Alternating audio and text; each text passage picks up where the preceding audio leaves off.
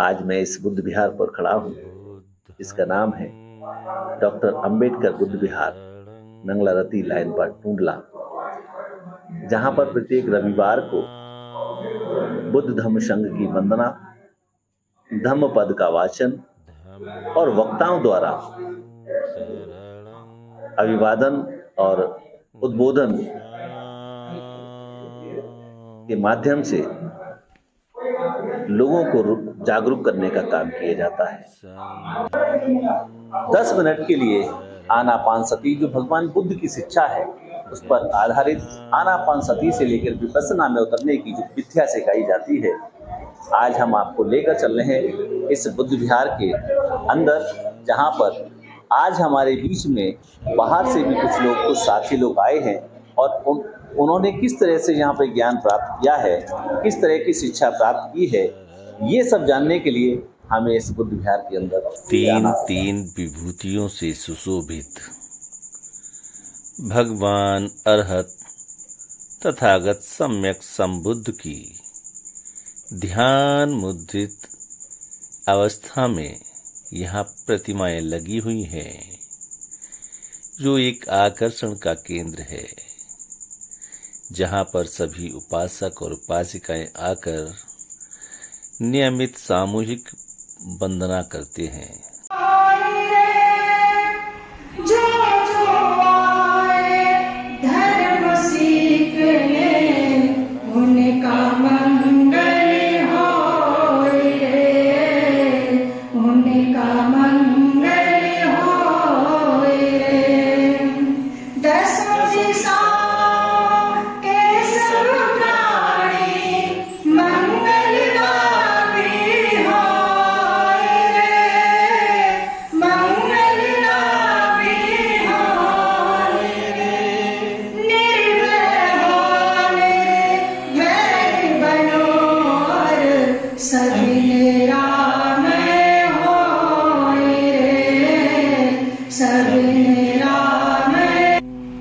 आपको बुद्ध जी ने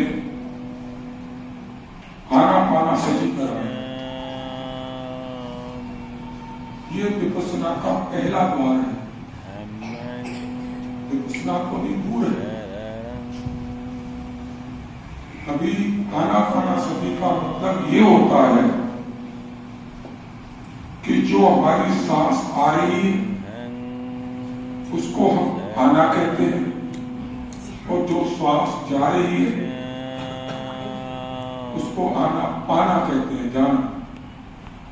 उसका अभ्यास यहां से होता है, इतने हिस्से से। कैसे सांस जा रही है, हमें सिर्फ आंख बंद करके ये देखना होता है कि कैसे सांस आ रही है और कैसे जा रही है। ये क्यों किया जाता है? क्योंकि ये जो मन है, जिसको चित्त कहा है, ये कोई अंग नहीं है।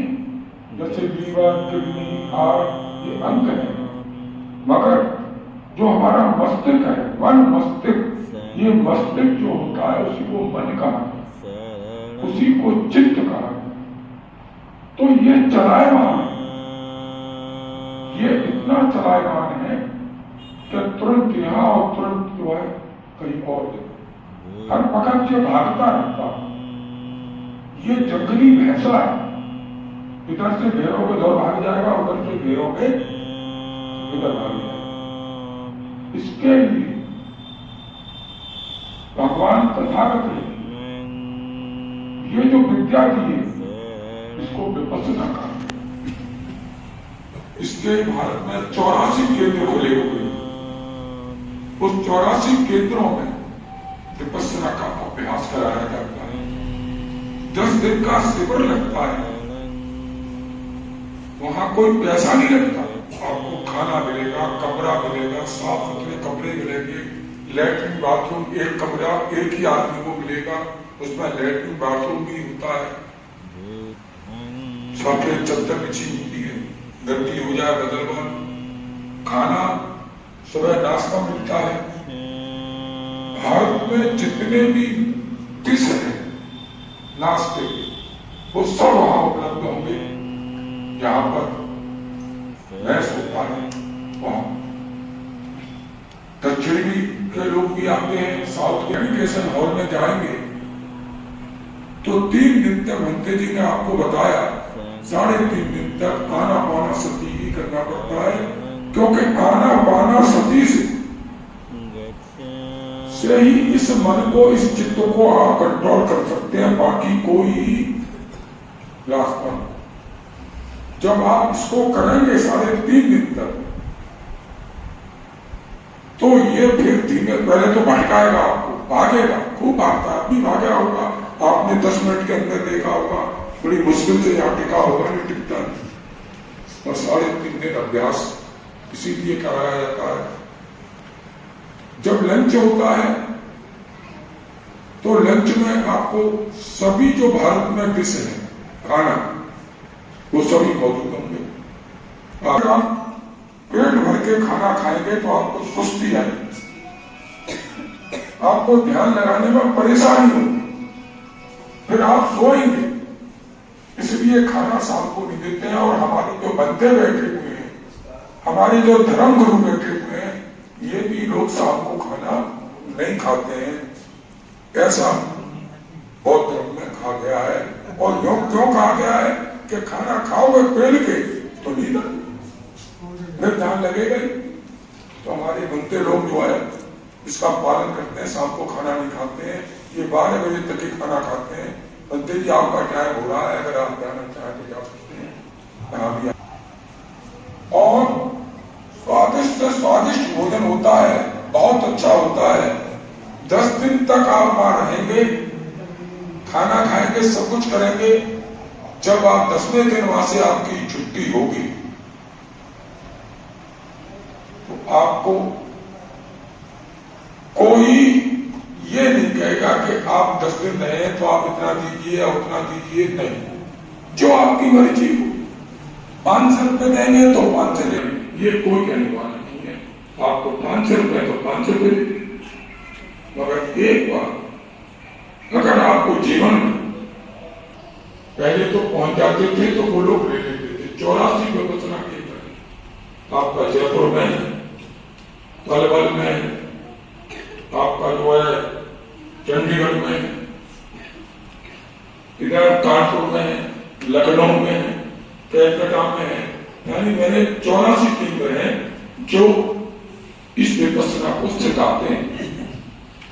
अष्टांगिक मार्ग है, विपसना है, मध्यम मार्ग है, ये तथागत का दिया हुआ है। तो अभी आपने बैठकर मैं भंते जी से निवेदन करूंगा कि इस काम को आप रविवार को अवश्य कराया करें। 3.5 दिन वहां खाना पाना कराते हैं, उसके बाद विपसना कराते हैं। विपसना है क्या है कि इस चित्त को, जिसको हमने कंट्रोल कर लिया, वो हमारा मालिक था, हम उसके गुलाम थे। किसके? उस चित्त के, मन के। कैसे? मन कहता है कि आज मंदिर चल, तो ये शरीर मंदिर चल देता, चल देता नहीं चल देता। जब मन कहता है कि आज बाजार चल, तो ये शरीर बाजार चल देता। मन कहता है कि आज शराब पीनी है, तो ये शराब पीने लगता। मन कहता है कि आज मुझे धर्म में सत्संग में जाना है, तो सत्संग में चल देता है। तो जो मन हमारा मालिक है और हम उसके गुलाम। अब विपसना जो लोग कर जाते हैं, जो सीख जाते हैं विपसना को, इसका उल्टा हो जाता है। वो मालिक हो जाता है और मन गुलाम हो जाता है। फिर मन भागेगा नहीं। विपस्वी जो होता है उसके मन भागता नहीं है, मन स्थिर हो जाता है। तुम जैसा कहोगे मन वैसा ही करेगा। ये तो मैंने आपको विपसना के बारे में थोड़ा सा आप लोगों को बताया। दूसरा, तथागत ने सील पर बहुत ध्यान दिया। सील पर, सील, समाधि और प्रज्ञा, ये 3 होते हैं। तो जैसे कि मकान चाहे हम 10 मंजिल कर लें खड़ा, चाहे 21 मंजिल खड़ा कर लें, अगर नींव मजबूत होगी तो आप 100 मंजिल भी खड़ा के बॉम्बे जाइए, 100 मंजिल के मकान। क्यों? तथागत ने, भगवान ने जो हमें सील दिया है वो नींव है हमारे इष्ट धर्म की। उसको जब हम लगाते हैं, जैसे कि हमारे बुद्धाचार्य जी ने कहा कि सील अगर आप निभाएंगे तभी आप विपස්සना कर पाएंगे, उस विद्या को जान पाएंगे। अगर एक भी सील आपने तोड़ दिया तो फिर आपकी समाधि नहीं लगेगी और ना चढ़ दिया जाएगा। तो पांचों सीलों का निभाना बहुत जरूरी होता है। अब मैं पंचशील का ही आपको थोड़ा सा बताना चाहता हूं। जो पंचशील है, 5 सील है। अंत्य जी तो आपको बताया दिया, बुद्धं शरणं गच्छामि, धम्मं शरणं गच्छामि, संघं शरणं गच्छामि। ये भी बहुत गहरे, इन पर भी एक घंटा बोला जा सकता है, और मैं आज पंचशील पर बोलूंगा। जो पंचशील है उसमें कहा गया है कि पाड़ा से पाता ढेर बड़ी शिक्षा तुरंत समाप्त है। ठीक है, पहले सील है। तथागत संकल्प दिलवा रहे हैं आपको कि ये संकल्प करो। पहले तो मैं सुभाष जी आपके YouTube चैनल को और आपको बहुत धन्यवाद देता हूं जो ये बुद्ध विहार की कवरेज आप लोगों तक पहुंचा रहे हैं। प्रत्येक रविवार को यहाँ धम्मपद का वाचन, सामूहिक बुद्ध वंदना और बौद्ध भिक्षुओं द्वारा धर्म देशनाएं दी जाती हैं। जो कि जीवन जीने की कला है जो बुद्ध ने दी है, वो आपको यहाँ सिखाई जाती है कि जीवन व्यक्ति को कैसे जीना चाहिए। बुद्ध की वाणी के द्वारा, बुद्ध के विपश्यना के द्वारा हम अपने नैतिक जीवन जो जी रहे हैं वो अच्छी तरीके से जी सकते हैं। ये जीवन जीने की कला हम यहाँ प्रति रविवार को आकर के सीख सकते हैं, जान सकते हैं। यही बुद्ध का धर्म है।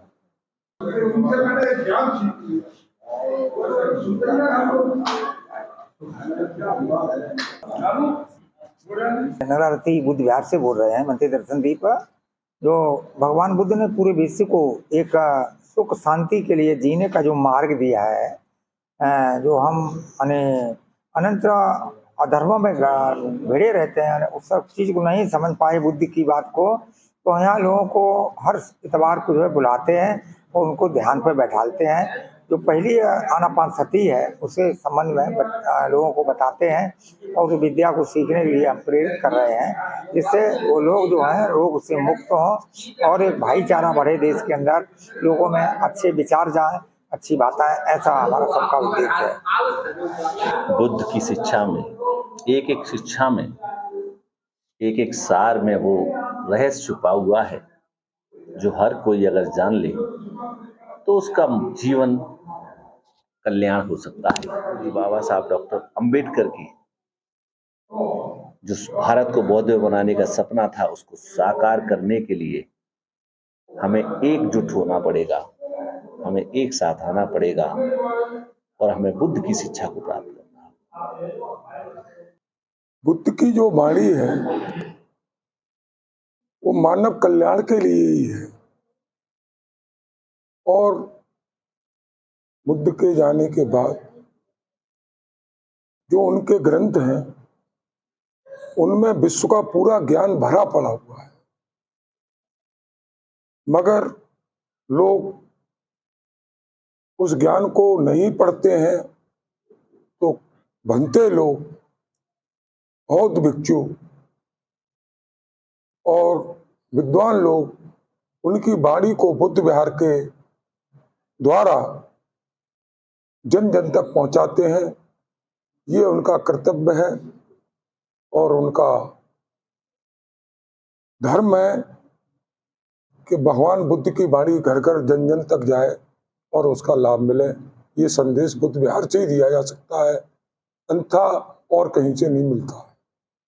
तो इसलिए बुद्ध विहार पर आकर जो विद्वान लोग होते हैं वो आए हुए उपासक उपासिकाओं को बुद्ध की वाणी का उच्चारण करते हैं, व्याख्या करते हैं। एक रविवार को तो जैसे विपश्यना आनापानसती तो होता ही है, लेकिन कुछ ना कुछ विषय के ऊपर, किसी न किसी एक विषय के ऊपर जो धम्म देशना होती है, उसी क्रम में आज का जो विषय था वो क्या था?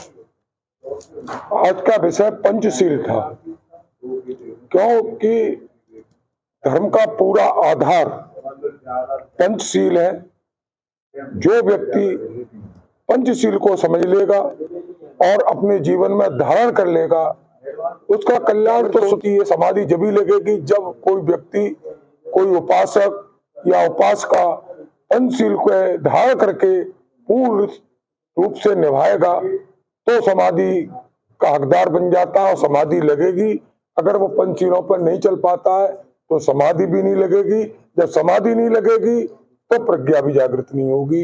ये धम्म का जो है आधार, पंचशील धर्म का आधार। एक अच्छा कार्यक्रम था। अच्छा मीन्स कि एक साइंटिफिक था। हम लोग बौद्ध विहार को खाली बौद्ध विहार ही नहीं मानते, ये हमारे लिए एक प्रशिक्षण केंद्र जैसा होता है, ट्रेनिंग सेंटर, जिसमें लाइफ स्टाइल, जीवन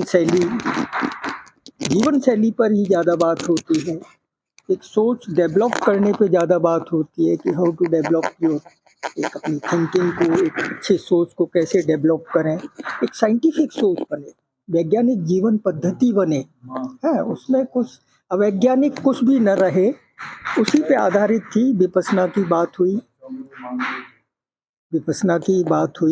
तो विपश्यना एक बहुत बड़ी बात है, बहुत बड़ी एक विधा है, जो जिसे कहना चाहिए कि एक मेडिटेशन के लिए एक बहुत अच्छी विधा है। इस जीवन को समझना, अपने श्वासों के माध्यम से जीवन को समझना, जीवन में उतारना, एक अच्छा इंसान बनना, ये तमाम इस प्रकार के उद्देश्य और उपदेशों को लेके लोग बैठते हैं, बात करते हैं। कामना यही होती है कि एक अच्छे इंसान बने, एक अच्छी जीवन शैली हो, एक अच्छी लाइफ स्टाइल हो, उनकी एक अच्छी जीवन शैली हो। Thank you. आपको बहुत बहुत धन्यवाद। और आज का जो सेशन था, आज की जो चर्चा थी अंते जी द्वारा और बौद्धाचार्य के द्वारा, वो बहुत ही शानदार विषय था कि मन को हम कैसे निर्मल करें। और मन को निर्मल करने के लिए दो जो बातें बताई अपने चित्त को शांत करने के लिए, वो बहुत ही शानदार थी। और मुझे आज यहाँ से बहुत कुछ सीखने को मिला। मैं जब भी बुद्ध विहार आता हूँ बहुत कुछ सीखने को मिलता है। बुद्ध कहते हैं कि हम अपने कष्टों, जो हमने दुख पैदा किया है, वो हमें ही, आपको खुद ही उसका नाश करना होगा, खुद ही उसका निवारण करना होगा। मैं केवल आपको मार्ग बताऊंगा और चलना आपको उस पर खुद है। जबकि दुनिया की और व्यवस्थाएं जितनी भी हैं, वो सभी कहती हैं कि आपके दुखों का निवारण हम करेंगे, तो मैं कुछ नहीं करना है। यानी बुद्ध की जो व्यवस्था है, बुद्ध का जो मार्ग है, वो सबसे एकदम अलग है। तो इसी और जो व्यवस्थाएं हैं, वो व्यक्ति को एक भ्रम में जीना सिखाती हैं, एक लालच में जीना सिखाती है। वहाँ कल्याण नहीं होता है। बुद्ध कहते हैं कि अगर आपको अपना कल्याण करना है तो मैंने जो रास्ता बताया है आप उस पर चलेंगे तो आपका कल्याण होगा। ये मार्ग मुझे अति उत्तम लगा, इसलिए आज का सेशन बहुत शानदार रहा। थैंक यू, धन्यवाद।